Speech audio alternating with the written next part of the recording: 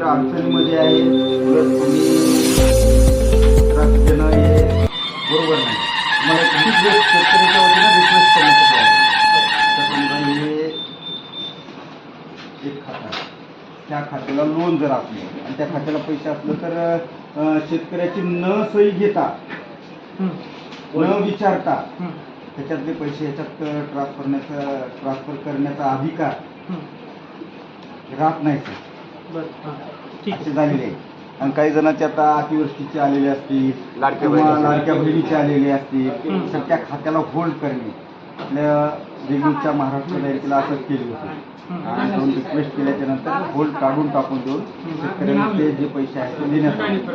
तुम्हाला एक रिक्वेस्ट आहे आमची की त्यांचे जे दुसरे पैसे आहेत, बरं आता ते लोन आहे, लोन शेतकऱ्यांनी भरावं मान्य आहे आम्हाला, त्याच्याबद्दल काही विषय नाही.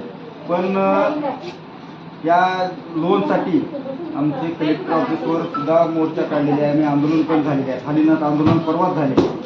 शासन ते विचारात आहे कर्जमाफीच्या. तर सध्याला तुम्ही ताकीद करू नये की बाबा तो कर्ज भरावाच लागते. हां, रिन्यू करून घेणं हे शेतकऱ्याचं कर्तव्य आहे, आम्ही स्वतः रिन्यू करून घेतलेले आहे, काही विषय नाही. पण सर जे बाकीचे जे पैसे आहेत ते शेतकऱ्याला तुम्ही द्यावं याची इच्छा आहे. बस एवढंच. बस तर आमचं एवढं 2 मिनिटं पण आहे का, मी काय कोणाला कर्ज भरावंच लागते म्हणून कोणाला हे केलं नाही. तुम्ही एक तर आहे का असं केस तुम्ही माझं पुढं आणा.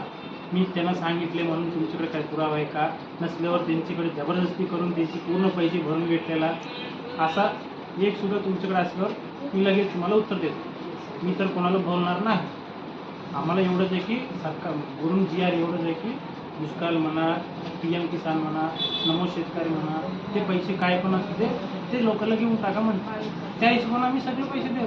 कोणाचं एका लाडक्या बहिणीचा मंगेशराव आपलं काय विषय